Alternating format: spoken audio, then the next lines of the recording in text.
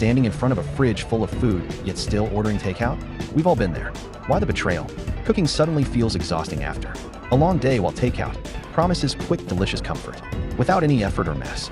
It's our brain picking the path of least resistance for fast dopamine. We've done it when tired from work, when leftovers look boring, or when craving that one specific meal. The ridiculous truth?